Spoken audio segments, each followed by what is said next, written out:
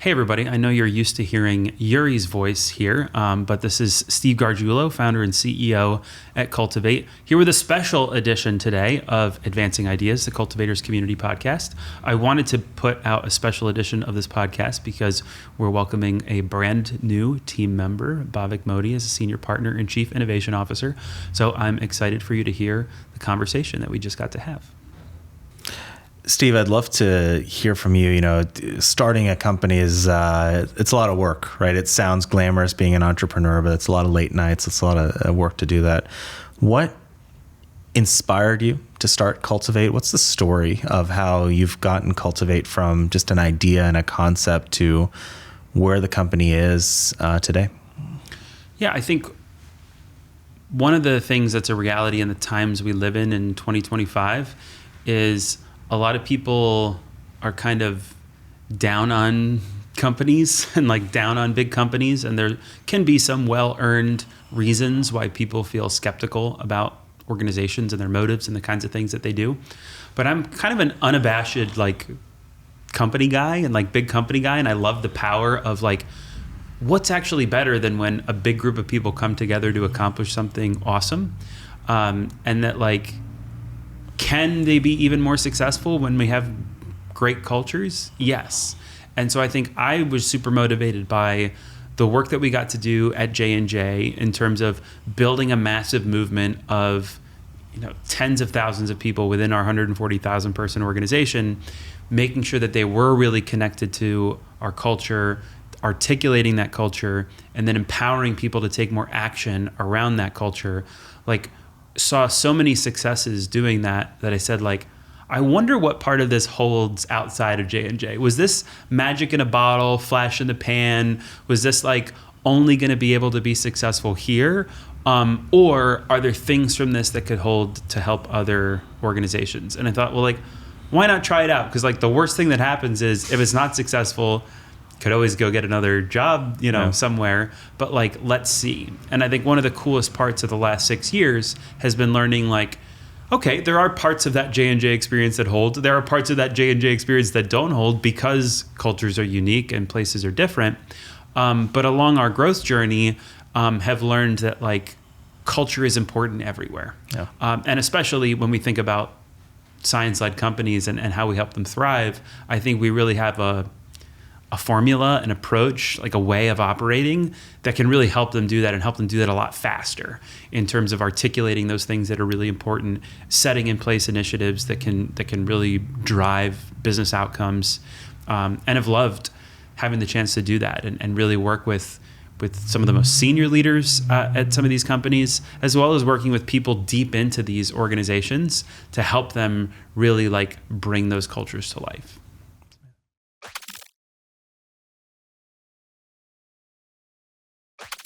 Hey everybody, my name is Steve Garguilo, founder and CEO at Cultivate. I'm really excited to be joined today by Bhavik Modi, our brand new senior partner, our first ever chief innovation officer here at the firm. And so Bhavik, welcome. Thank you. Congratulations. Really excited to have you join our awesome leadership team.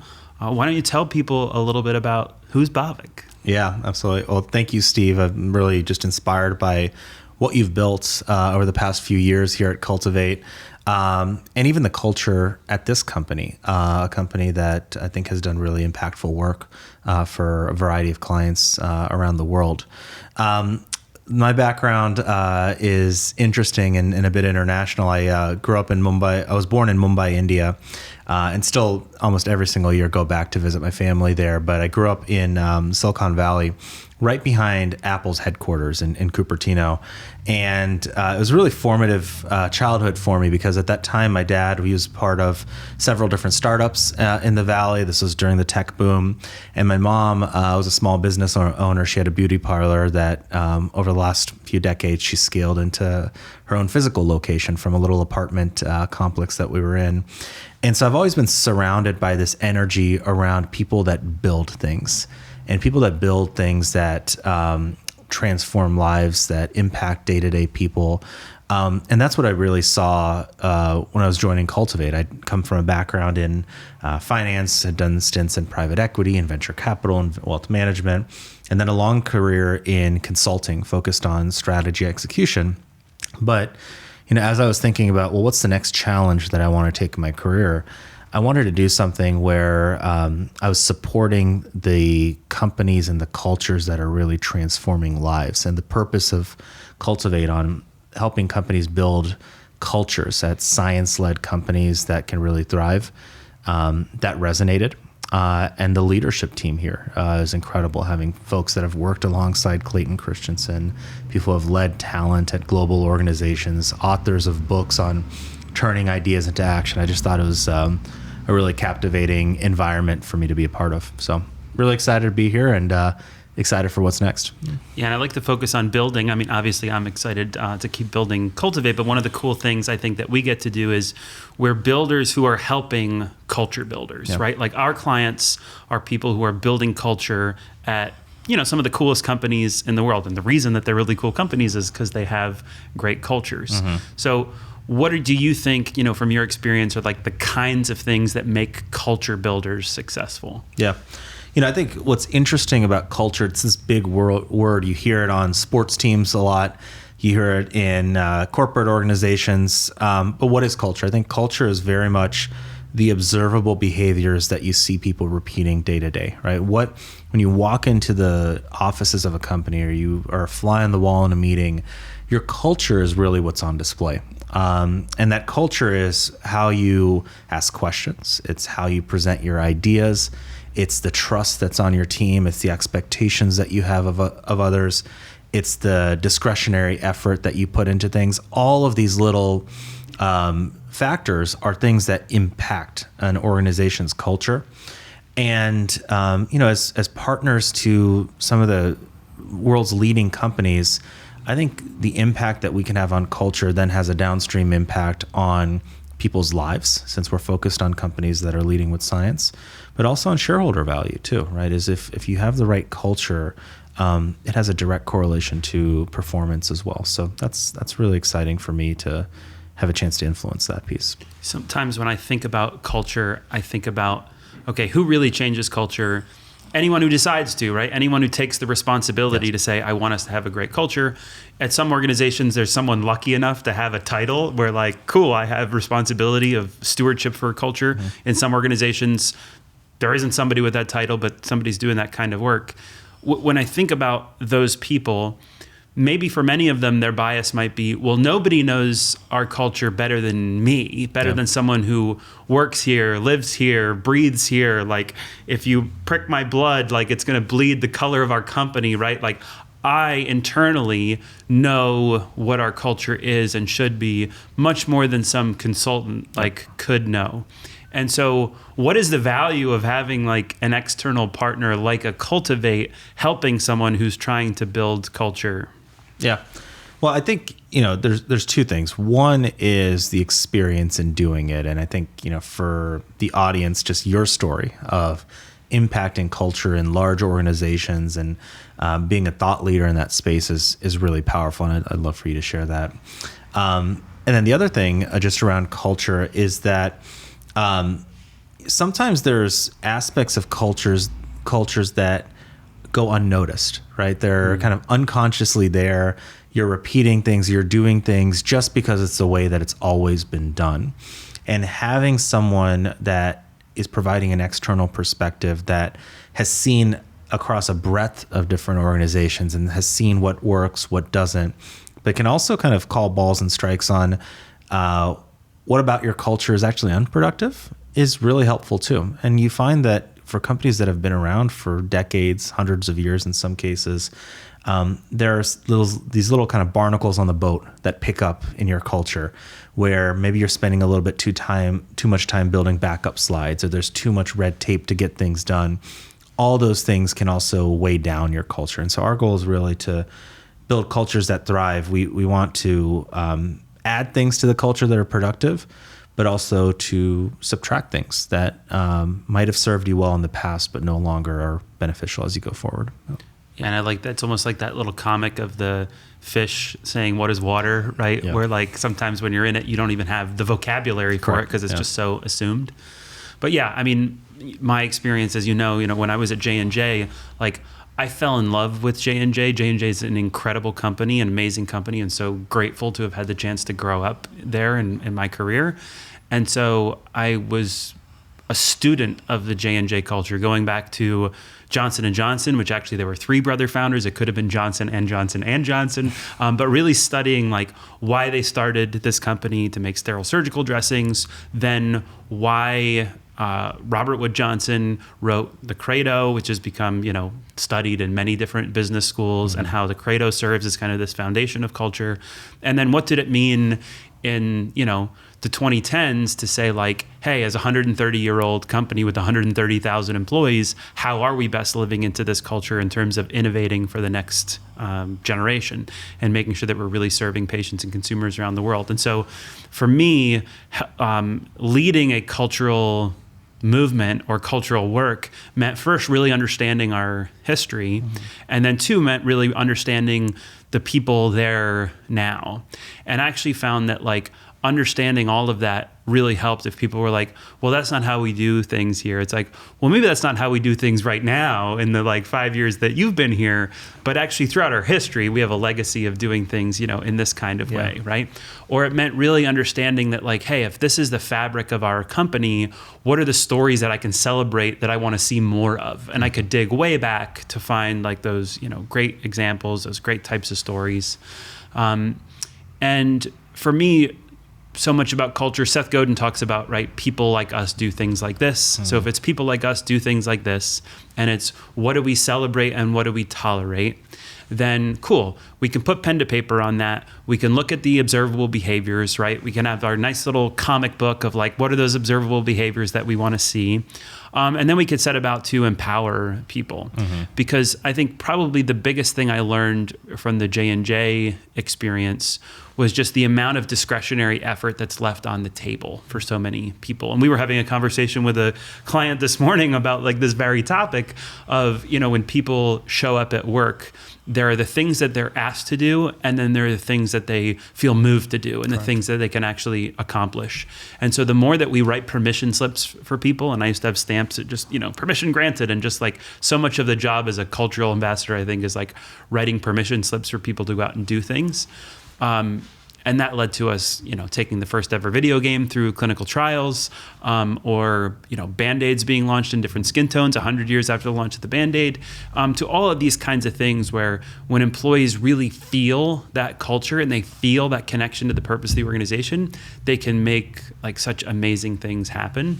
And so, so I loved having that experience at J&J. And then obviously it's been awesome to get to do that with our clients over the last 6 years in seeing people just like really unleashed to not just live into the culture, but really continue to shape and carry forward that culture for more people around their organizations. Yeah, and I think it's especially true in large organizations. There's this chance that you can feel unconnected to the culture, right? You can feel like a step away from the culture because you don't feel like you have that influence. And so I think what's really powerful about the stories that you shared is that it whether you're a small kind of part of a large company or you're a big part of a small team, there's ways that you can feel deeper connection to the culture and to the mission, and ultimately how you're impacting the consumer or the end customer as well. Steve, one of the things is I was thinking about this opportunity was I had a chance to kind of go through your book, Surge, on taking ideas into action. I'd love maybe if you can share as well, just kind of what inspired you to write that book, and why you're so passionate about, going from just ideas on Post-it notes to actually things that matter and can have an impact like you shared. Yeah, well, it's like we were talking about around culture, right? That like that disconnect often happens if culture is thought of as just like the words on the wall, right? The things that are in the conference room. Like, of course, that's our culture. That's what we were told to say, kind of what our culture is. First is that like lived culture and that, reality, right?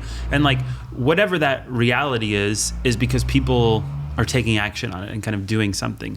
So one of the big things that, I spent a lot of time on early in my career was convening people around ideas, right? So if part of empowering people is getting them to do something, it has to start with by getting it out of their head, right? Your head is the most dangerous place for an idea to live. Like once you get it down, you have at least a chance to make something happen around it. But I spent a lot of time organizing these events that was around people sharing ideas. And I think I started reflecting a couple years into doing that of like, where did all this stuff go? Yeah. Like, when you do one of those fun days those days, we love those days where you bring a bunch of people together and you have the flip charts and you have the Post-it notes, but you think like a week later, like what the heck ever happened to any of that stuff? And so we actually sponsored some research to try to understand that and see like, what is it that actually separates the people who get a massive amount of stuff done, who take a bunch of action, from the people who like just leave it sitting on that flip chart. And we found kind of a couple key things that were the same across the board in those things, and distilled that into the idea of this surge, where like the people who get the most done, the people who take the most action, are able to take a surge of action on things right away. So as opposed to doing nothing and kind of waiting for the right time, or setting up the meeting and once a week, like making a little bit of progress, it's how do I create that snowball effect and get a lot done right away? And so how do you create the context for a surge is like, one part of that is thinking of action as a muscle, just like you can exercise your biceps, right? Like not me, but like some people do that. That's something that like you can do if you start to get in that habit of just like taking more action. Another piece is like fighting the urge to do it right, which means in your head doing it later versus like doing it right now, right? And one of my favorite examples of that was like the guy who was at a pool party and he was looking at this cool white donut pool float, and he's like, oh, what would be cool is a pink flamingo version of this. And at the time it didn't exist, and most people would just let that be like a fleeting thought that would go away. But he's like, oh, I'm sitting at a pool party. I have 5 minutes. So he just Googles China manufacturer, like gets on the phone. He's like, hey, China, I want to design this pool, like designs this pool float over the phone with somebody. 6 weeks later, a pink flamingo pool float shows up at his house. He has a pool party. Everybody falls in love with the thing. He's since launched giantflamingo.com, which is this like 7-figure a year business because he did something right then, instead of writing it in a notepad on like this thing I'll do someday, which of course you'll never do. Yeah. And then the collaborative, sport that is action of just like, we have so much challenge when it comes to like proximity bias of when I'm trying to think of actions for my own ideas, it's really hard. But when I'm thinking of actions for other people's ideas, it's so much easier. And so anyway, so we spent a lot of time distilling that, mostly so that we could help see more action occur internally in the organization, and then decided to write a book about it as well. But one last thing on that is that I think it's really important as it relates to like these internal innovation initiatives. So often we put the incentives and we put the effort, I think, in the wrong place on those, where we get people so excited about saying, we want to generate ideas on this. And it's great. We do want to generate a ton of ideas. But then what happens is they'll either end up in this like black hole of like, oh, we shared a bunch of ideas and like nothing happened with any of them. Or we'll like pick based on what we think is the best idea and someone gets a Starbucks gift card, when it's like, actually what we should be doing here is incentivizing action and encouraging more people to say, cool, it's great that you came up with all these ideas. All of you have permission now to like take some effort on them. And it's surprising how few actually do, right? And they think, well, I just need $5,000, whatever. It's like, if you had the $5,000, what would you need to do? Well, I'd have to work with this person, work with this person. Just go do those things. And like the money will follow, but like the action is the hard part. And I think so often when we want to create thriving cultures in our organizations, it's that we want to empower action throughout the organizations. And so taking the intentional steps to go out and do that, build the skills to do that, that kind of stuff is all like really important. So. Yeah, and I think there's so much effort out there, and there's so many ideation techniques on creating ideas and generating novel ideas and thinking outside the box. There's hundreds of books written on that.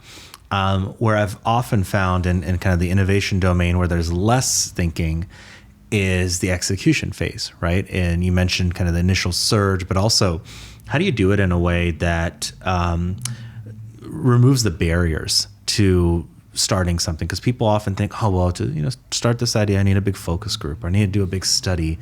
How do you make it fast? How do you make it cheap? How can you start with something, build momentum, and continue that snowball effect and eventually turn it into a big thing? And I think your flamingo example, there's so many entrepreneurs that were successful because they actually were constrained, right? They had limited resources, limited money available to them, and they had to make it work. And I think constraint is really what creates that innovation if you've got the motivation to actually pursue that under conditions of constraint. So yeah, I love this idea that like everything in life that's hard is just a series of things that are easy, but it's about breaking it down into that.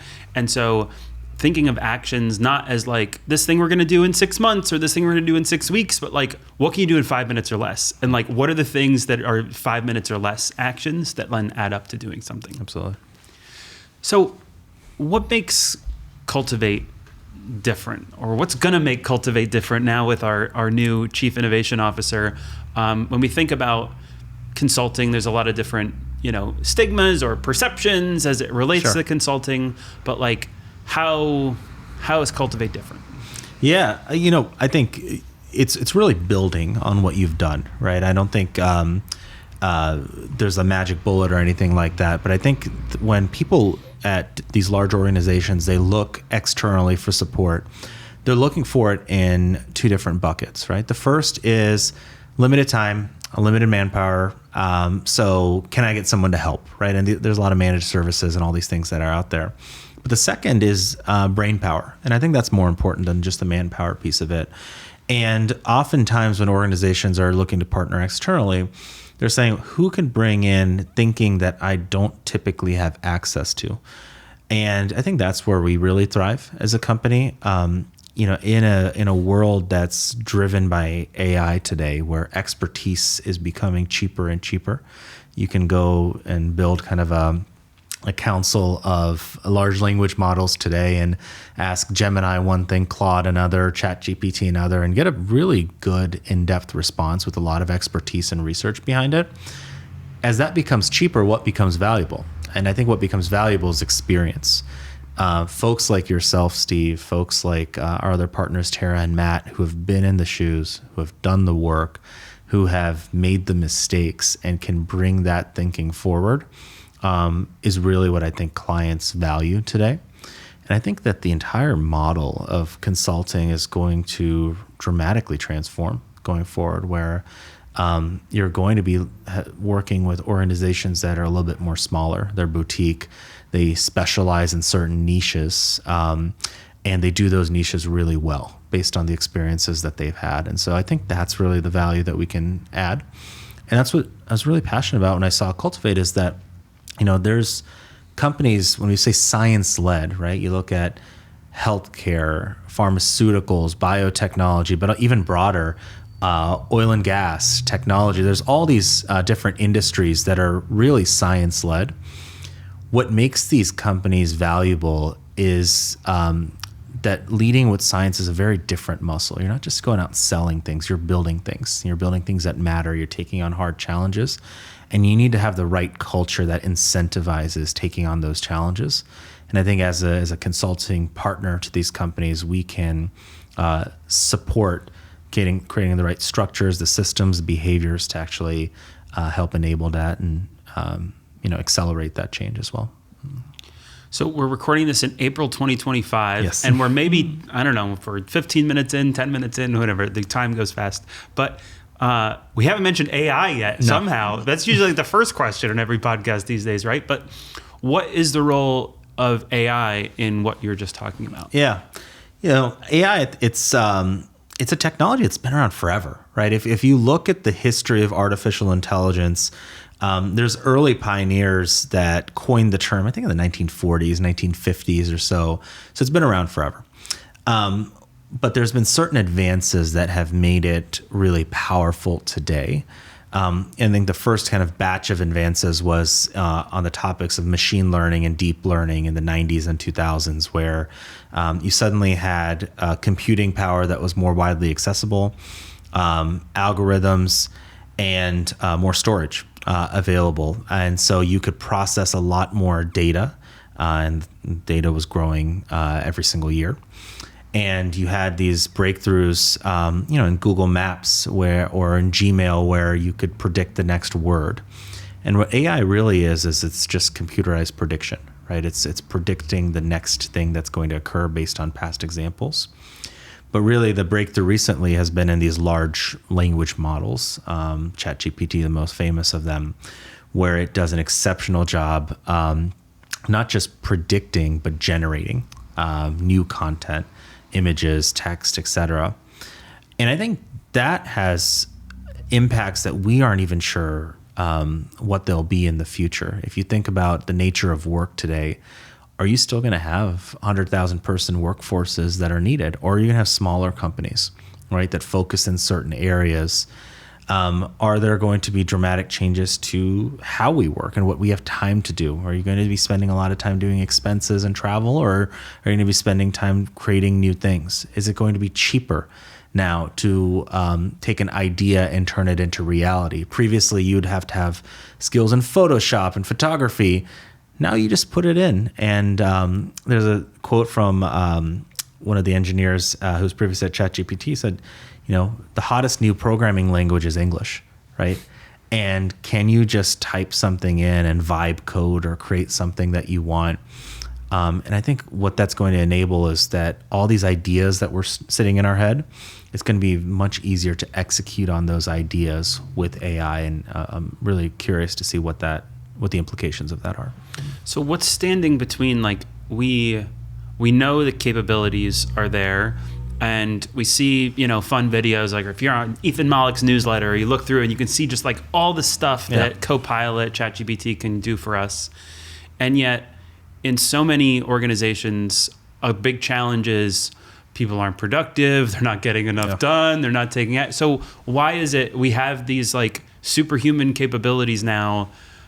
Is it that they're not helping us? People don't know how to use them? Like, how do we start to cross that chasm to start to see like transformative value from them? I think there's a fundamental piece around just capability development, right? And I think we're getting past that.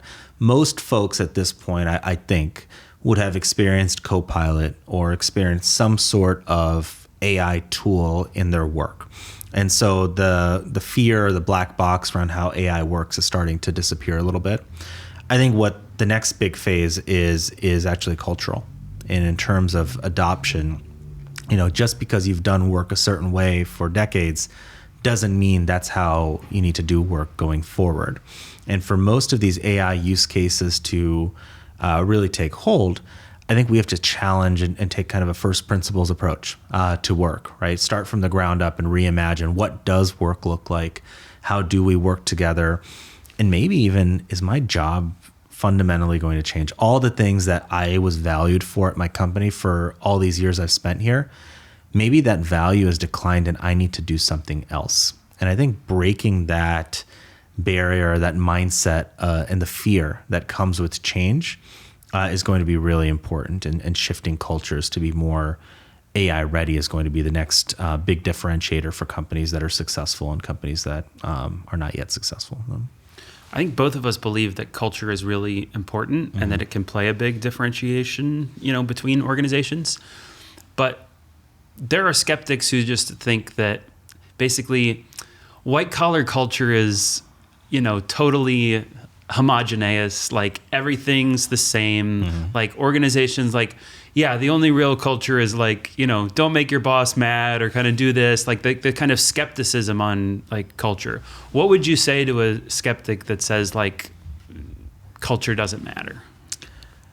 To a skeptic, I'd say culture is the only thing that is really differentiating a high-performing company versus another. Like anyone can make widgets, anyone can sell things, right?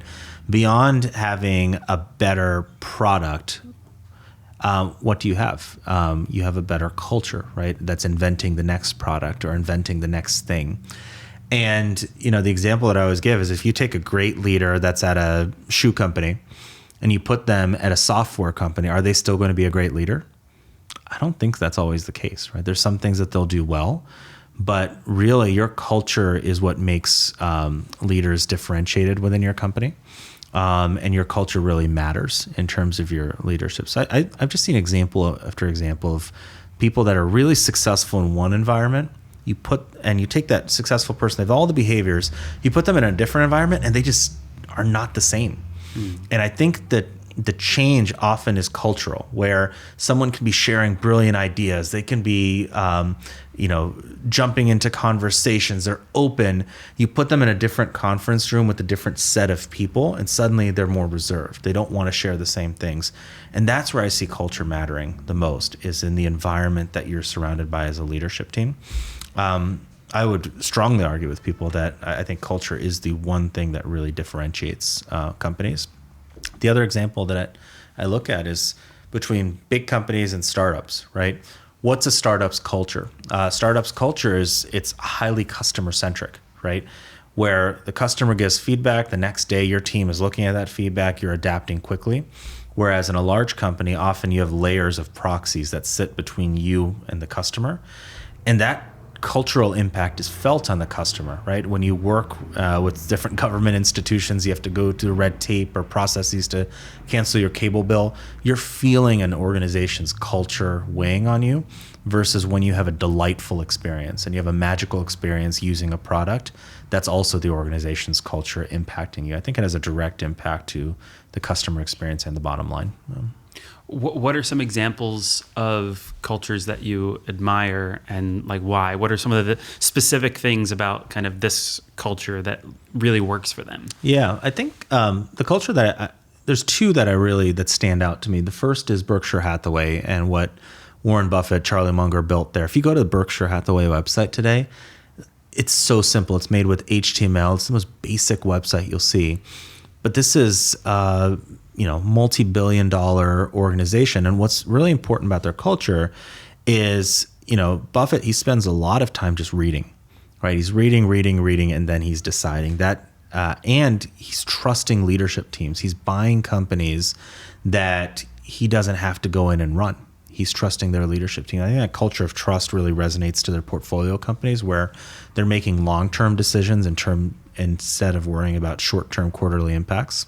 And that's been so true for such a long time. For a long time, yeah. There's this awesome interview with Charlie Rose with Warren Buffett and Bill Gates together. And Charlie Rose is asking Bill Gates about his schedule for the week. And he's got, he's booked every hour or whatever. And Bill Gates is very successful, right? But it just shows how leaders can be very different, how cultures can be very different. So the reality at Microsoft is like boom, boom, boom, boom, boom, boom, so many different things. Yeah. And then Warren Buffett pulls this like notebook out and he's like, I think I have one other meeting next Tuesday and that's all I have for the month.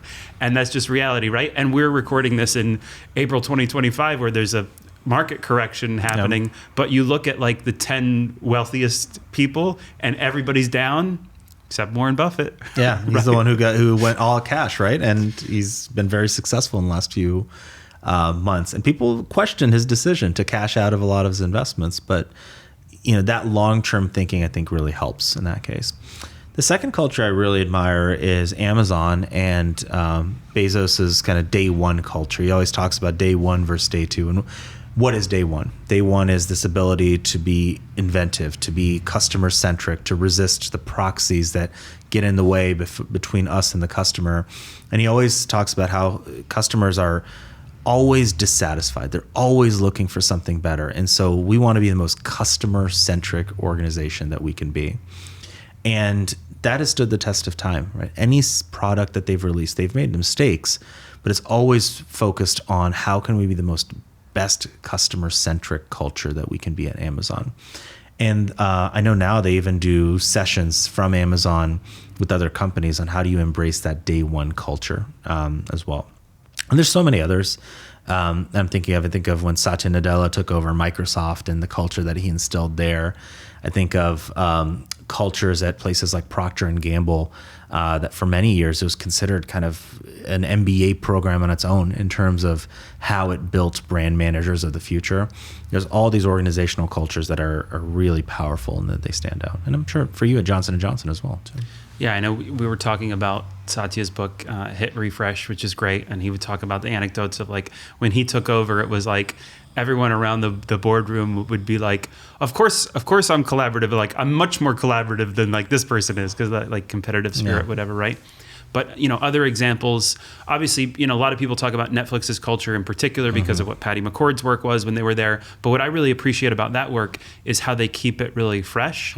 And as of last year, Netflix put out some, additional clarity on culture, because it shows culture is always evolving, culture is meeting the moment, culture is changing all the time, that kind of stuff.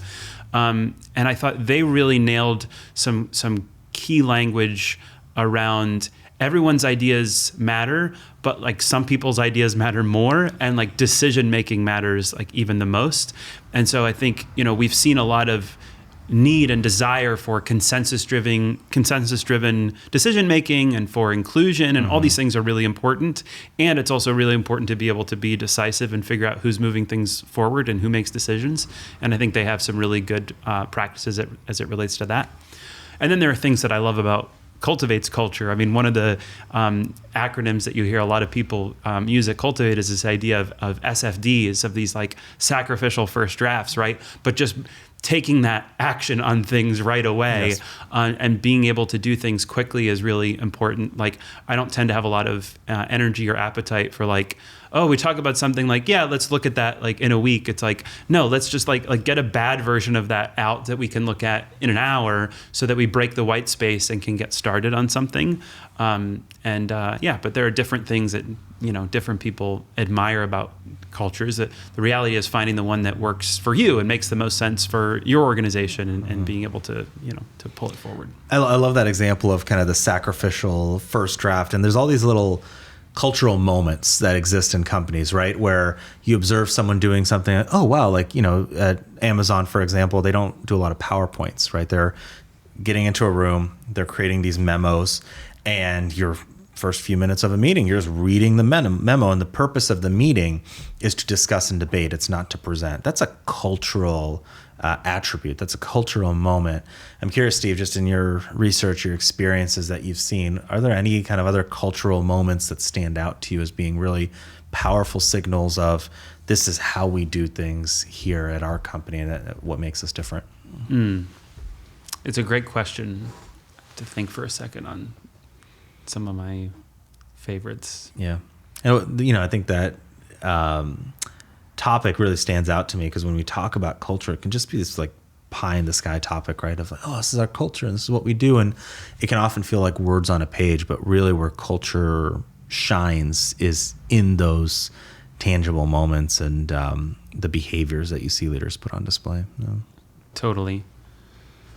Yeah. I mean, at J&J, when we talked about like making things real, we would cite the example of someone named Earl Dixon. And so in the 1920s, there was somebody who was a cotton buyer. He would now be called a procurement analyst or something. But he bought cotton for J&J. And he recognized at home, his wife, who spent a lot of time working in the kitchen, she had a proclivity to cut herself. And so in order to like help her, with those wounds very quickly, he started laying out for her a little piece of tape with a little piece of gauze in the middle. And so she would wrap them up, and that would like be the thing. And he was like, oh, this is actually kind of an interesting idea and like kind of interesting use for this. So he brought it into work. So this, guy from procurement brings it in and is like, hey, I think like we might have something here. There's something kind of interesting. The very top like agency at the time who J&J was using, Young and Rubicam, they said, this is a completely unmarketable idea. Like it doesn't make any sense. Like there were a number of executives in the company who just said like, yeah, this is like an idea that's not going to go anywhere. But Earl pushed for it, was like purposely annoying about it. And it launched the Band-Aid, one of the most successful consumer products of the 20th century. And like, I think that example of just saying like, how do we make it real, is like is one that I admire, because it's just like that, in design thinking, we talk about prototyping and just kind of doing something, but then having that like story to kind of back it off on is like really good. Yeah. Or at Pixar, one of my favorite stories, there's this woman named Jessica Haidt, and Jessica was working on the film Cars 3. And she's a script supervisor. I don't know if I've even told you this story before. Yeah. You know what a script supervisor is? No, I don't actually. So a script supervisor is basically someone who sits in on a table read and like takes notes. So like owns the script as like what's the source of truth on the script, right? And so she's working on this film, Cars 3, and she's like, I don't know, I'm not like feeling this movie. Like I signed up to work for what I, thought to be this like, progressive like storytelling company that wanted to tell all kinds of different stories. And what I see in the script is just like a bunch of male cars talking to a bunch of other like male cars. And I wonder if there's a way that we could have some better representation and stuff in here. So she did what many people do at work. She sat with her friend at lunch and complained, right? Like how much of work time is spent complaining is, a podcast for another day. But like, I think the people who are really successful in companies use the intuition of a complaint, something that bothers them, to turn it into something awesome. And so what happened is her colleague was like, well, what might you do about that? Like, how could you do something? You have agency. You work here in this company. So often people think like, well, I don't have a position of power. I'm not a vice president for whatever. It's like, no, the fact that you have a seat at the table means that you're in such an amazing position. You work in this company. You could literally pick up the phone and talk to anybody else at this company. It's that idea of like, just you could go to work at Walmart tomorrow and convince them to change all their light bulbs in all their stores and have this unbelievable, impact. So like being inside matters a lot. So it's like, cool, you're inside. What could you do? And she's like, I can't change the script, but no, maybe there is something I could do. And so the next table read, they come in, the script is exactly the same, but at the top of every page is a little box and it says number of characters by gender on this page, number of speaking lines by gender on this page. And so as they're going through, they're starting to pick up like, ooh, she had this insight that they didn't have. And they're starting to see that now emerge, that like maybe there is an opportunity for different representation in this film. And so because of that work that Jessica did, it led to not only a rewrite of the film Cars 3 with the removal of character and introduction of other characters, but it actually led to policy writ large at Pixar and Disney related to what like it needed to look like in their films, of like what their goals were in that regard. And so I think, when you can point to like really good examples of someone demonstrating a specific behavior, so in Pixar's case, it was like, make it real in this way, then I think like that's, that becomes really powerful and aspirational for others to say, cool, that's how we do things here. And that's what gets celebrated and rewarded. And Jessica, of course, was, promoted for that and that kind of stuff too. Well, I think it's a two-way street, right? In some ways is that, on one side, the example of Jessica, you need to have a culture that is where folks feel comfortable taking, a conversation from the lunch table and bringing it back into the conference room, right? And that trust, that receptiveness to ideas is really important. And on the flip side, folks need to feel like they have the capabilities and skill set to do that in a thoughtful way that's going to have an impact. And for her, rather than just saying, hey, like we need more representation, but rather visualizing it with data, that's powerful. And I think that's really the impact to your earlier question on how can consulting companies, how can external partners, whatever it might be, support the work that companies do. It's bringing examples like that forward, bringing opportunities like that forward, both on the corporate culture side, but on the individual capability side, and bringing those two things together. I think about, there's this club in Amsterdam. Have you ever been to Amsterdam? Once, yeah. I don't know if you went to a club. I did not there, no. It's a very, it's a very big part of the Amsterdam scene. Yes. And so it's big business, right? These are big money. Yep. And there was a club in what had started to become a little bit more of a residential area. Mm-hmm. So all these homes had built up around it. And so there were all these noise complaints happening because people in Amsterdam are out at a club till 6, 7, 8 in the morning, kind of whatever it is. And people are leaving and, they're having a good time and they're vocalizing that good time. And so the club management started thinking, all right, if we want to save this club, we have to get people to be quiet when they leave. How might we do this? Yeah.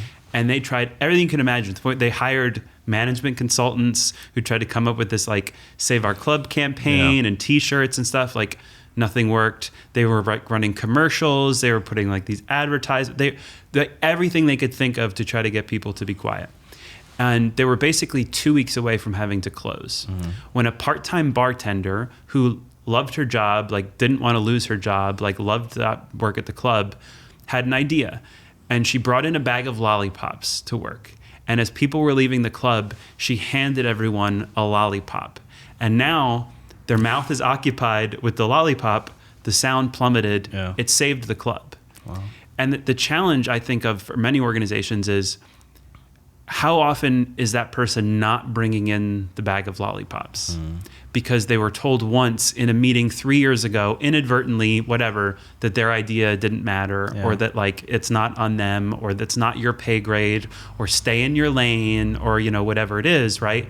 And I think a lot about that, like all the bags of lollipops that are not 100%. being brought in.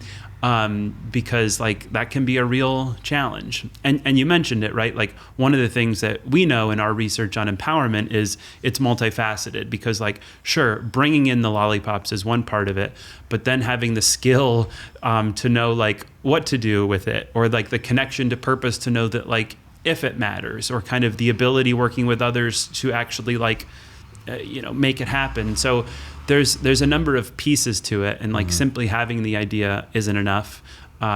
Simply having the courage to do something isn't enough either. So it's tough for organizations. I get it. I have deep empathy for leaders who are trying to create the right kind of culture around this. One of the things that I learned, I think, during my time at J&J especially, and have seen again and again with our clients, is that there can so often be this interesting disconnect where leaders will think, gosh, if I could just get people to do X, whether it's take more action, bring more ideas, work to serve our customers more, whatever.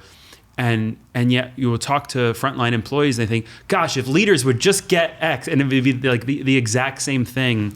And there's this disconnect that happens. And I love when we can help be a part of, resolving that disconnect, and just helping people see that it does not have to be this adversarial relationship between leaders and employees. I think leaders who really set and then live into a culture can create that, harmonious vibe of a place that feels great to work. Yeah. And, a lot of organizations, they have these kind of subcultures too. And I think those are important. What I always found interesting, I worked with these large corporations, and the leaders are seen as these figures that are just inaccessible, right? Oftentimes it's, so-and-so is coming to speak to us. We have to clean up our desks and look sharp and all that. But the leaders are once in your shoes too. And I think people lose a little bit of that connection to leaders. And I often, ask leaders, they ask me, they say, how do we create that connection? How do we, we've got this kind of functional area that we're in charge of, or we're in charge of a specific office in a geography, and we want to create deeper connection and create our own culture. Have you had any thoughts on kind of these organizational subcultures that are created and how leaders can impact those subcultures as well? Yeah, and subcultures are everywhere, and there can be many of them, and there can be a subculture in a team of 5. There can be a subculture within an organization that is a 20,000 person organization within a 100,000 person, enterprise. So there are a lot of different subcultures. Really quick on the leadership part, and then I want to come back to this, is what's interesting, there's been a good amount of research on, I forget if the term is affective or what the term is, but the idea is that like, as we become more experienced and as we gain more power in organizations, we don't recognize it because we think of ourselves the exact same way, like nothing changed. But it's that people around us see us differently based on kind of how they're brought in and kind of what your positional power is. And so it's how do you like understand and like recognize those biases? Like I remember when I got promoted to manager for the first time and I had an office and it was like, ooh, I have an office, and I expected anything to feel different. It's like, no, you show up to me, it's exactly the same. Like the whole experience from your perspective is exactly the same, but from the perspective of others, like can be different. Yeah. So just working to, understand and recognize those things is important. But yeah, subcultures, like the cool part is everyone with any level of authority, even if they don't have an official team reporting to them, everyone sets a subculture around them and can set a subculture around them. And so often when we think about culture and when people think about challenges with culture, they tend to look up, right? And it's, well, they don't get this and they don't whatever. And it's like this kind of, leadership development moment for a lot of people that like, you are they. Yes. Like, you are they. There are people looking at you, and like, you get to decide what the subculture is that you're going to set in your part of the organization, in your team, in your working group, with your peers, whatever it is, like, you get to decide. And it doesn't mean that we're not allowed to observe and have challenges with things that are around us. But gosh, isn't it a lot more productive when you say, cool, and I'm going to do things this way. I'm going to make this happen. Yeah. When I think about our culture, when I think about those words on the wall, this is what it means for me. These are going to be the stories that I tell that represent. These are going to be the things that I celebrate. This is going to be how I show up so that I can set the right subculture around me.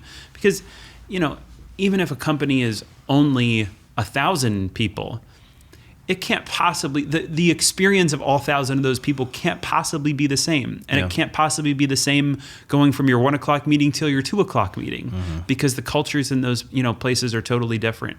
So like the best thing the centralized team can do is like tell the right stories of the things that they want to see more of, articulate the right observable behaviors in terms of, what they want to celebrate, put the celebration mechanisms, in place to get those things out there, et cetera, promote the right people, hire the right people, that kind of stuff.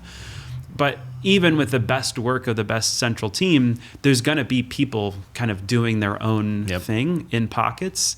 And so you just have to decide like, I'm going to set my subculture this way. You might even use that language. You might not think you're setting a subculture, but there is a subculture. 100%. Yeah, I think everyone's got their little domains, right, in organizations, and you don't need a certain title to be a leader. And I think that it's just a much more productive mindset where you realize what's in your span of control, what can you impact, and it can still feed into the broader organizational culture. I haven't seen a culture or organizational aspiration that's bad in this world, right? Everyone's saying similar things. They want to speed decision making. They want to simplify things. They want to care about the customer and innovate. You see all these words on a page, but really where those words come to life are in the subcultures of companies where people start either owning it and taking action or blaming others for the lack of progress. And I think having that agency and ownership is really a differentiating factor for companies. So speaking of progress, so you're coming in as our first Chief Innovation Officer, ready to make progress. What are you most excited for your first few weeks on the job here? Yeah, absolutely. I think, first 100 days, I'm just really excited first to hear the stories of how Cultivate has impacted clients. There's so many that I've heard of, and I've heard kind of these rave reviews from clients and partnering with Cultivate and the impact that they've had. I'm excited to just kind of dive into those a little deeper and understand, well, what's the inner architecture of what makes our partnership model unique and differentiated.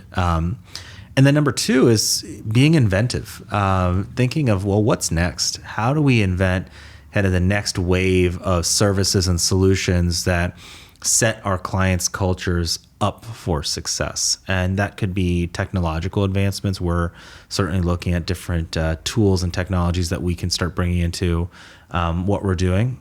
They could also be how we service our clients. How do we make things better, faster, cheaper in terms of partnering with us as well and adding value? And third is, what are some of the fresh ideas and offerings we can bring that clients have never seen before? I think of, making things highly experiential, bringing in partners, opening up kind of the ecosystem of ideas that we bring forward. There's so much out there, but it's going to start with first getting to know our clients, understanding what they're looking to achieve, their kind of dreams and aspirations, and then looking at what are some of the fresh ideas that we can bring to support clients in that goal. So, and I think one of the only ways that we can get fresh ideas is you're constantly planting seeds, right? Yes. And you don't know where they're going to grow, and they're from different domains, and it's I think the most creative people are just really curious people who follow that curiosity. how do you follow your curiosity? Like, I don't know, what's the stuff that you're reading or looking at or watching? Like, where do you get inspiration from? My favorite membership, like we've got all these subscription these days. My favorite membership is still our local library. And I find that, every week I try to expose myself to ideas outside of my domain. And I was telling you, Steve, this as we were kind of planning my joining Cultivate, but every quarter I try to learn skills well outside of what we're doing in the consulting world. So for example, last summer I took on, I went to a local trade school, in fact, and I studied HVAC, I studied electronics, and then at home I was doing carpentry and gardening. And you'd say like, well, why are you doing these things? But I found so much connectedness between, learning how heating and cooling systems work to the engineering behind some of the work I was doing in the oil and gas industry. I was like, oh, okay, so that's what the downstream implication of these decisions are. Or in electronics, all these AI advancements, they're really built on decades of hardware advancements. And so actually soldering and building my own circuit board, I was like, oh, okay, so this is what that has turned into. That is all really powerful to me. Even in gardening, just understanding like how hard it is to raise crops. And I've worked with companies that are in the agriculture industry. I was like, oh, well, that is actually really difficult to do at an industrial scale. And I think you gain an appreciation that way. And so every week I try to just expose myself to ideas outside of my domain. I try to do experiments. I try to just keep learning. And I think the biggest shift for me, from when I graduated college many years ago to today is realizing that your education doesn't stop when you walk on that stage at graduation. Your education is basically just starting. You have to keep teaching yourself new things, connecting things in unique and novel ways. And that's really the root of innovation, is that interconnectedness between ideas and seeing how those ideas collide, and then taking action on those collisions, I think, is the next step of it. One of the pioneering podcasts, I think before it was even a podcast, was Radio Lab with Chad Abumrad and Robert Krulwich. And I had the chance to meet Robert Krulwich years ago, and I asked him how he approached interviewing, because I thought he did such a good job with this. And he would do things like they needed to test out whether this crocodile could hear this thing. So they would take a marching band and take them all the way out into the swamp and whatever. And he's like, my general principle for life is you have to believe in your curiosity and gently insist that it gets fed. And it's just like feeding that curiosity and kind of like digging in. And I love that. And I think that there is also this the closer you get to something, like when you actually learn how HVAC works or this kind of stuff, the more that you see the nuance between the kind of generally understood and generally accepted things versus the oh, this is what that really means when you're close to it, right? Take for example, the border in the U.S., right? It's been a big topic of conversation for so many people over the last decade. And there's generally understood things about the way the United States southern border works and operates. But I went and lived at the border for a couple of years, and then you get a sense of oh, this is what it's like to physically cross, and where the checkpoints are, and how long this takes, and what this is, and who the border patrol guards are, and kind of where they are, and not to get into politics, but using that as an example to when you are somewhere and you see and feel and really learn something, that's when you get a sense of what it actually is. And I think the more you can do that across different disciplines, different domains, you actually see how all these things connect and how they kind of influence each other. I think the thing that's really struck my mind in the past few years, especially recently, has been this kind of concept of, number one, the value of experiences, right? Whether those are experiences that you've had throughout your life, or experiences that you put yourself into, right? Some experiences happen to you, some things are created. And I think the more experiences you can have that are different, that are unique, they all inform what you think about. And then the second thing is just the value of doing physical things. So much of our lives today is spent behind a keyboard or on a computer, on looking at a screen or building a deck or whatever. But the moment I started actually building things with my hands, right? And, starting doing projects around the house, for example, I was so scared to touch electrical or to put a hole in the wall. But you do it once, you become much more comfortable. Now I'm at Home Depot every weekend looking at different project ideas. And so I think that fear is reduced when you're actually working with your hands and doing things, and also giving yourself those experiences. And maybe, Steve, just one last question for you, that you've been to over 100 countries in your life, and not many people have been so well traveled. And I think you recognize the value of those experiences. What are some of the things you've learned from all those travels? I mean, I've been super fortunate to have the chance to do that. And like, I think of myself almost like as an experience junkie. Like I love experiences a lot. And so whether that's like, skydiving or bungee jumping, or if it's going to be like shark cage diving or, mountain climbing or whatever it is, like I just want to see like, ooh, what does that feel like? Cause it's like kind of interesting to see what those things are like. Yeah. But I think, travel experiences wise, like I think some of the things that I've learned, like, is just like, I think how small we are. Like some of my most powerful experiences traveling. One was I did something called the Mongol Rally. We drove from London to Ulaanbaatar, Mongolia. So that's 20,000 kilometers, 1/3 of the circumference of Earth, through 23 countries. And actually, this was during a period of my life when I was very involved in TED. And so I was meeting these TEDx organizers along the way. So it was me, one of my good friends, we would like drive for 8 hours. We'd get to a new city. We'd arrive in that city. There would be this like incredible group of people waiting for us to like have dinner together. And then we'd like sleep on their couch and then like get up the next morning and do the same thing, like for 6 weeks. Wow. And it was just like every night this like amazing dinner in Bucharest and then in, Samarkand and then in, whatever. So it was just like this kind of like awesome thing. But one of the things that we got to do on that was we drove by an area called the Aral Sea in Uzbekistan. And this used to be like a beach town. Yeah. But the Soviets dried it up during the space race. And so you're driving into town and you see these like signs with pictures of seagulls on them and stuff. And you get there and there's these like old hotels, but they're all abandoned. There's not a soul in sight. And then you get to where the lake was. And as far as the eye can see, it's just rusted out ships sitting in sand. Wow. And so there's just nobody there, but it's just like these rusted out ships sitting in sand. And it's just like, I remember that as this very like contemplative moment on just like time and that kind of stuff. And you talked about this, like the passage of time and experiences. Another was I had the opportunity to go to Easter Island, which is, it's a 7-hour flight from Santiago or Lima, way out into the Pacific. There's really nothing there. It's also kind of a cautionary tale on how we use our resources, because the humans that had been there first, who built those famous Moai statues, like ended up using all of the island's resources to build those statues to the point where they, all perished. But from the center of Easter Island, if you hike up the volcano, typically when you look out at water, in your peripheral vision, you're seeing land somewhere. But from there, all around you, 360 degrees, you just see water as far as the eye can see. And that is just like also really just like kind of gripping, like contemplative moment that like at the end of the day, like all of us are small. All of us will only be here for a certain period of time. But like, man, doing as much as we can, making as big of an impact as we can is really motivating and really exciting.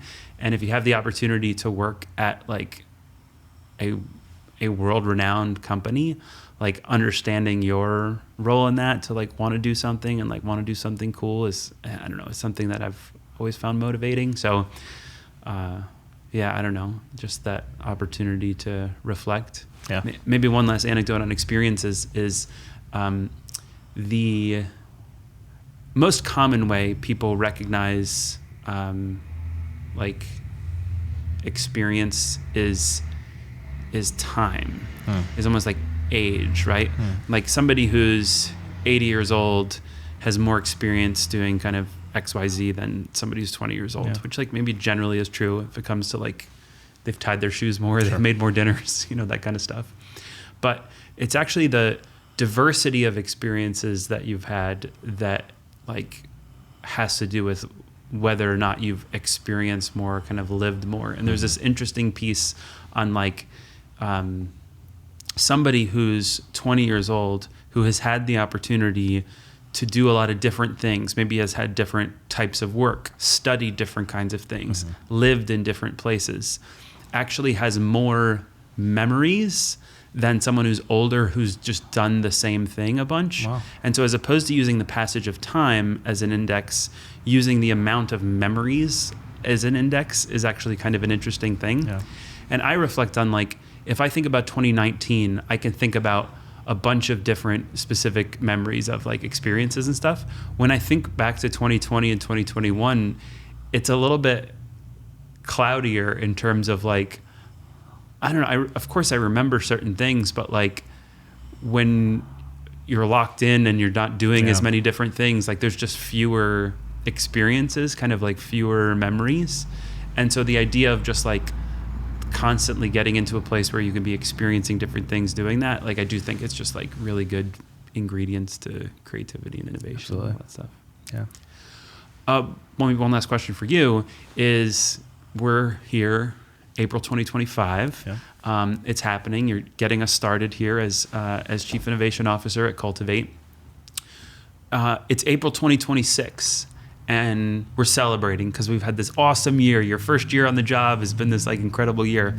What is it that we've accomplished, that you've accomplished coming into Cultivate? Yeah, I think the success a year from now is how many powerful experiences can we create for our clients. That's to me the number one marker, because we've spoken so long about the value of experiences and what can those lead to. But I think the impact we have is how many formative experiences can we create for the leaders that we partner with, that they'll remember, that will impact the work that they do. And if I look back a year from now and I say, oh, wow, like we did this at X company, and I know that they're still using those tools today, or we did this at Y company, and I know they're never going to forget it because of how engaged they were. That's powerful to me. And I hope that we do that by inventing new things, by bringing new ideas forward. I remember I once did this project where we had this constraint where, we wanted to do this field immersion for leaders at a global company, but they could only afford to send a small subset of leaders to this immersion. So we kind of designed this immersive experience. They had a great time, those that came. But they said, we want others who could not come to have that experience. And so rather than saying, oh, we can't do it unless you have more budget or more resources, we said, okay, let's build a traveling museum where it's virtual reality, it's tactile, it's immersive, and we'll just bring it to your headquarters. It'll be in our lobby for a week, and people can experience what you did without actually going to this destination. That was powerful. And I hope that, because we have the right leadership team, we create many more of those moments and touch a lot more lives at these companies than we have to date, and do it successfully and have fun doing it. I think fun and making it highly experiential go hand in hand. Awesome. Thanks, Bhavik. Maybe one more actually that comes to mind. So let's say someone's been listening to our conversation and they think, this is really cool. Culture is really cool. Yep. Gosh, I wish I could work on culture stuff, but like, it's not in my job description. Like, it's not in my thing. Like, what, how does somebody work with us? Like, how do we have people? Because like, in some ways I feel like while I love working on culture, gosh, wouldn't it be easier if we were just like procurement consultants? Because you know exactly who to work with. Like the person who's head of procurement, you're helping them with like procurement. So like, who is it that works to build thriving cultures? The easy answer is everyone, but I'd say it's everyone that is passionate about transforming something at work. Oftentimes, I think the best work that we do at Cultivate and as external partners is in service of someone who says, hey, we're here, we want to go here, and I need help getting there faster and in a more efficient way, right? Whether that's a culture transformation, whether that's changing your processes or your leadership structure, your org design, or instilling new behaviors and mindsets and skill sets, whatever it might be. Anytime someone's trying to make a major from-to shift, that's where I think we are exceptional partners, and we can come in and help you define what that shift actually looks like for a range of people, even people that you didn't think would be impacted by that shift. We can help you accelerate that shift and figure out how to execute it and build the effort around it. And then also measure how successful are you? How can you iterate and get even better as you go? And so anyone within an organization that's looking to shift mindsets, behaviors, skill sets, and do it in an experiential way so that people can feel what the future looks like before having to actually jump into it and kind of reduce the fear around it. That's us. That's it. That's us at Cultivate. And I'm just so excited to partner with you, Steve, and the team to bring that to life and build on what you've already done. Thanks. I think maybe the last thing that I'd love to do is we have essentially like these 5 lines of business, right? These kind of 5 sets of services. I'd love you to just bring each of those to life for a second. So I'll ask you about each and just give you a chance, and I might even add in a little bit too.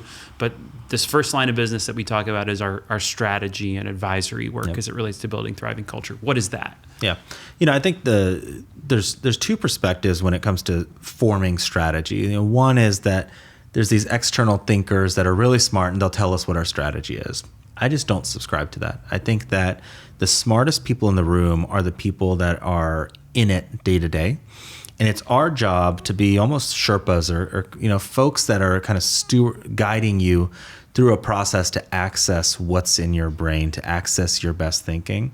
And so when we're doing strategy formulation work or strategic advisory work, we're bringing in some external perspective, our research, our insights, but we're mainly pulling your best thinking forward. We're challenging your assumptions. You're breaking your biases, pulling thinking that might have sat on the shelf for many years, but you had an experience that we can help you recollect and frame in service of what you're doing. That's really powerful. So our strategy advisory work, it's really partnership oriented and really hands-on, experiential. You'll feel at the end of any work with us that you're the one leading the strategy, not someone external. And that's the feeling we hope to create. And I really like when it's taking something out of someone's head and then turning it into an asset. Yes. And this is an asset that is not just helpful when you're trying to make decisions for you to reference later, or not just helpful with your team in terms of keeping them all on the same page, but like really helpful where it's like every time you're meeting with a stakeholder, boom, this is the stuff I'm bringing up. Like this is what's happened. Like taking this stuff that's just like really maybe obvious to you or is like clear to you, and then making it clear to others and like evangelizing and just being able to get a lot more done. So I love that. Absolutely. I think having that clarity and direction is really important. And so, that's kind of our first bucket of work that we do, and we've done for many years, our strategy advisory work. Yeah, anytime you're leading strategy on something, like one of your top roles is just like chief repeating officer, right? And it's just like repeating it again and again. And so just making it easy for people to repeat stuff is something I love there. So, okay, so strategy advisory work.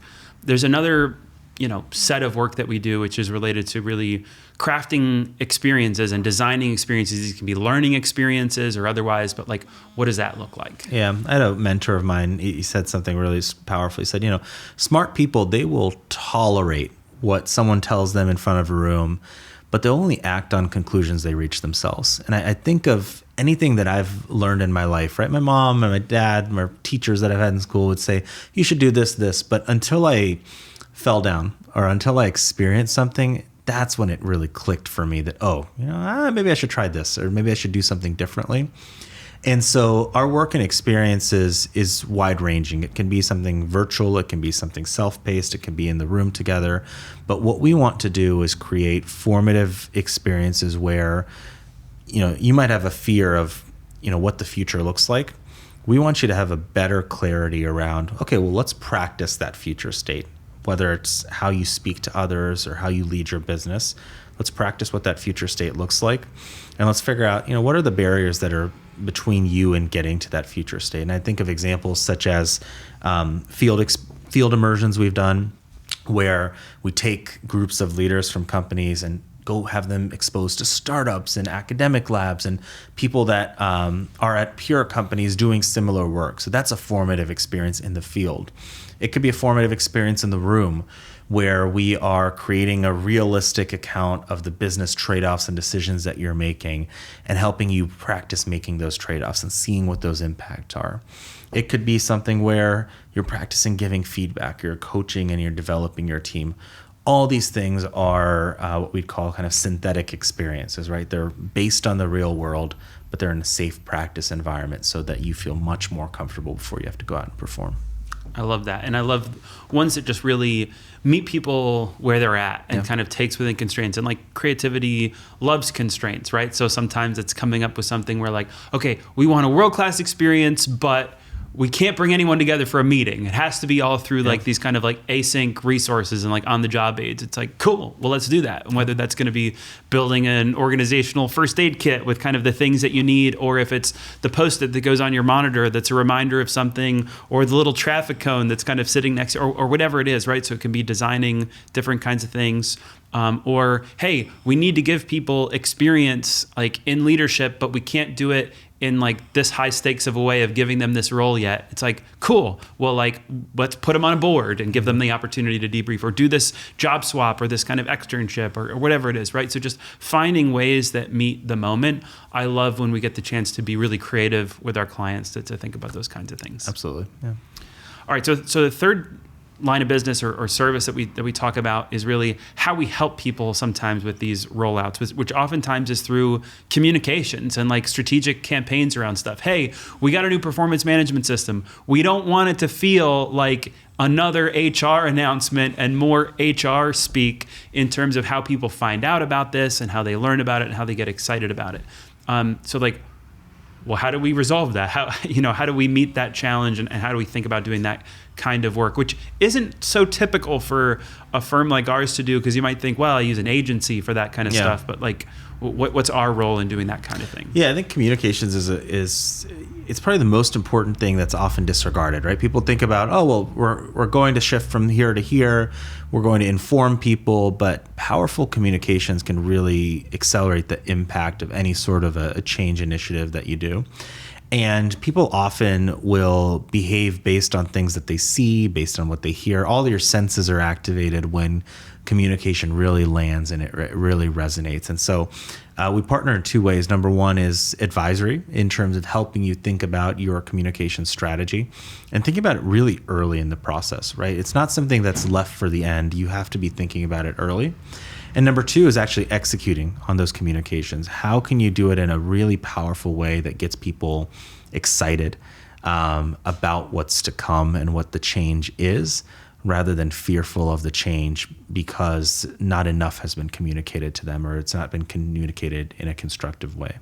Yeah, I was just at SIOP last week, the Society of Industrial and Organizational Psychologists, and I was talking with a great L&D leader who said basically so much of L&D is comms now, that like we don't have the opportunity to be in front of a room and doing this much stuff. Like a lot of the stuff is comms now, and so like L&D is comms, I think is totally right. Absolutely. And then it's also just thinking of like, what are those different ways that we can reach people? Like we worked with the client and did like a Willy Wonka inspired like chocolate bar campaign, and people are giving out the chocolate bars, and of course there's golden tickets in some of them, and that kind of thing. Or just finding the ways to really meet people where they're at. We worked with another client that actually was willing to use external channels for communications, meaning you can buy through Meta, you can buy Instagram ads that are serving a very specific population. Now, granted, they couldn't use company specific information, but they're saying, we want to target employees of our company, knowing that they might hit a few people who aren't, but actually hitting someone in their Instagram feed that they're kind of a little bit like, what? Like, and this is for something, here, which is kind of interesting. So just finding the right ways to meet people. Okay, so next thing that we talk about is movements, and like, how do we start and support movements inside companies? What does that mean? Yeah, I think, movements, it doesn't, I think what research has shown is that it doesn't take like a huge portion of the population to actually accept what's changing or to actually transform an organization. You need kind of a subset to get the ball rolling, right? And that momentum has a big impact. And so for us, when it comes to movements, it's, if you're going through a major transformation, for example, if you're going from a business that was based on premise to the cloud, or you're going from a culture where a lot of the work was internal to something where you're starting to get exposure to external ecosystems and you're more partner oriented, whatever that shift is, you want to create this powerful movement inside a company to get folks on board. And so we partner with companies both at the individual level. How do you kind of get your champions to shift in a certain direction? But then also at the organizational level, how do you create the structures where it's really easy to start a movement, to sustain a movement, and to build momentum around a movement. And I know, Steve, this is something that you've done a lot of and you've experienced in doing as well. Yeah, well, and so many, movements are built based on being able to create community, right? And I'm sure many people, when think of movements, they might think of like the Derek Sivers video, right? Of like how to start a movement and the first person dancing, kind of the next thing. And so first followership is important, but then like building a community. Yeah. And community is a word that gets thrown around a ton too, where people think just because I have a list of people, like that's a community. Like a distribution list is not a community. A community is a group of people motivated by a common interest, moving in a strategic direction. And that's like that difference between just like having a list of people and a list of stakeholders is like, no, we're accomplishing something together that we can't accomplish alone, and I'm going to bring them there. And so those leaders who take responsibility for something, and they can be leader not because of a title, but leader because of their actions, in saying that like, I'm bringing this group of people somewhere, can be super powerful. And we've seen many good examples of that in organizations, but an example of that oftentimes is even through things like employee resource groups, where organizations will say, hey, I really care about bringing this group of people together to do something. And one of my examples that I like on that was an employee at Hallmark who it was, I guess, during Pride Month, they were at Walgreens and they were looking for a card that celebrated Pride Month, and they didn't see one. And it was somebody who worked in like printing. It wasn't in a product development function, but actually said like, hey, I think there's an opportunity here for some like untapped market. There may be something that we can do. And it was their resource group that brought that forward, which launched a whole new line of greeting cards and more revenue, for the business, which is great. And so, anytime these groups can be mobilized to come up with something that's adding, value for their business, adding value for their customers, can be really great. Yeah. And then the, last but certainly not least that we talk about is research. And we think about research in, I know, a few different ways when we think about like longitudinal studies of our work in, kind of in tandem with while our work is happening, as well as various different academic partnerships. And I know one of the things that I'm excited that you're bringing specifically is you have a lot of these academic partnerships and kind of relationships with a number of these different institutions. But like, how do you think about research and really like what a world-class research function looks like in a small boutique firm like ours? Yeah, absolutely. Research, I think, it's important because we want to validate our thinking and validate our results. Like the fact that we're working with science-led companies, everything we do needs to be evidence-based. And the research work that we do here at Cultivate, it's in two sections. Number one is kind of in advance of the work that we do, whether that's through really thoughtful dialogues with leaders, whether it's through looking at all the artifacts and resources that exist at a company, or even at the customer level, what are the problems to be solved, the jobs to be done within an organization. That's the front end of the research piece. But then after we do a given engagement or a project with a client, how do we actually measure what the impact is, not just in the moment? So it's not just NPS scores, but later, with how they're applying the learnings back on the job and how they're actually shifting their behaviors on the job. That's the research that we're really passionate about. And so oftentimes, our workshop or a session or an engagement might be a few weeks, but then we're still partnering with you well after that to make sure that the work is complete when it's actually applied on the job. And I think that's what's really differentiating about us. And it's very much this academic model, right, in a way. And that's why I think we get along really well with a lot of universities and faculty is, we have this mission around actually seeing the impact of our work.